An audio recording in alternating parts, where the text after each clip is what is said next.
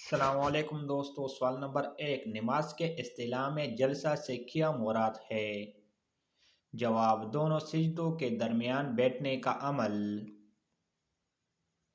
سوال نمبر 2، رمضان کا روزہ اگر فاسد ہو جائے تو پھر کیا کرنا ہوتا ہے؟ جواب: 2 ماہ روزے رکھنا یا غریبوں کو کھانا کھلانا۔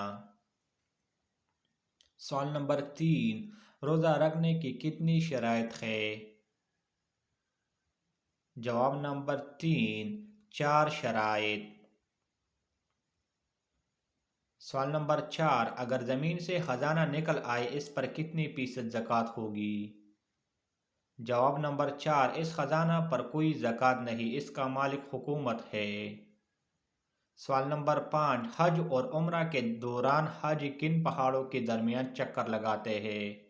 جواب: صفا کی پہاڑوں کے درمیان۔ سوال نمبر 6، حج کا سب سے بڑا رکن کون سا ہے؟ جواب نمبر 6، میدان عرفات میں وقوف۔ سوال نمبر 7، حجر اسود کو بوسہ دینا کیا کہلاتا ہے؟ جواب: استلام۔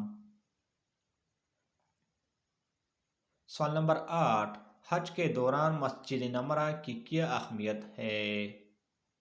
جواب نمبر 8، وہ جگہ جہاں 9 ذی الحجہ کو ظہر اور عصر کی نمازیں پڑھی جاتی ہے۔ سوال نمبر 9، حدیث سے کیا مراد ہے؟ جواب نمبر 9، قربانی کا جانور۔ سوال نمبر 10، قارن سے کیا مراد ہے؟ جواب: حج قرآن ادا کرنے والا۔ Thanks for watching. Subscribe my channel for new videos.